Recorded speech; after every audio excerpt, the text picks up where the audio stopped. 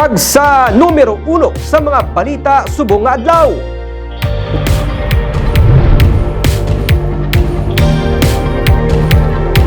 Wala nagapalarehos ang panindugan sang publiko sa nangin desisyon sang gobyerno nasyonal nga ipaidalom sa MGCQ sa gihapon ang Bacolod City.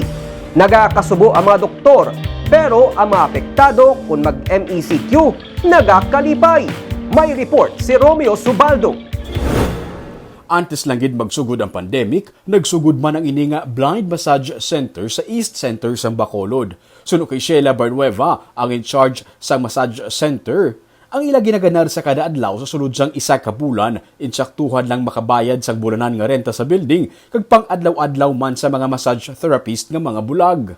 Para bayad lang kami rent, kaya ang 50% sang income iya ka masayista. Ang 50% kinabilin para bayad renta kag sa mga expenses namon. So amo lang ginaya. Nakabawi na ka mo? Wala kami kabawi.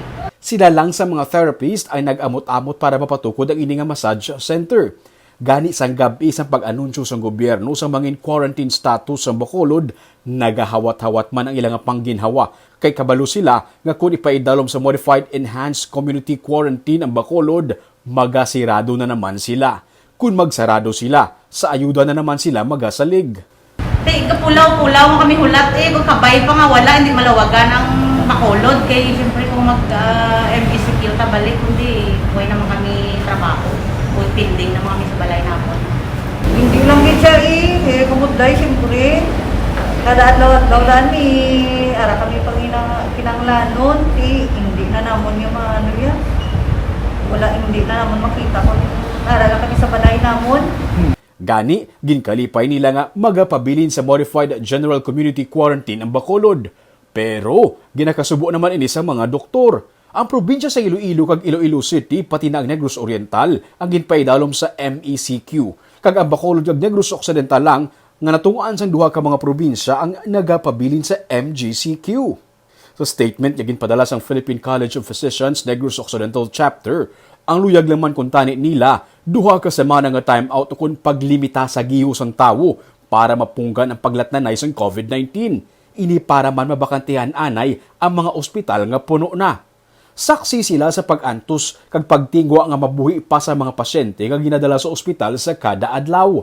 Sunod sa kay Dr. Ronel Sario, ang presidente sa Philippine College of Physicians Negros Occidental Chapter, nagsugod ang pagsaka sang kaso tunga-tunga sa bulan sang Marso. Kag ang ginhalinan, bulang, mga pagtililipon, kag bisan pa sa mga ulubrahan.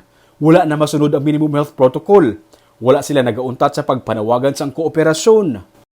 Stricter quarantine status. Oo. No, so galing ti isaden lang ta kay ti wala lang gyapon movement or stricter na quarantine for us. Daw na siya. So it doesn't have to be necessarily MECQ, basta enforce Yes. lang nila ang health protocols. Yes, kung as much as possible mas stricter na quarantine status kaya ang mindset sa tao kung halok meaning do okay lang. Pero ang initanan panawagan lang sa nagkalain-lain nga sektor, medical sector, kag ang sektor sa mga mamumugon nga nagasalig lang sa kada adlaw. Ang desisyon sa kung ano ang nagakadapat ang yara sa kamot sa gobyerno, pero ang disiplina nagadepende sa kada isa. Romeo Subaldo para sa Digicast Negros.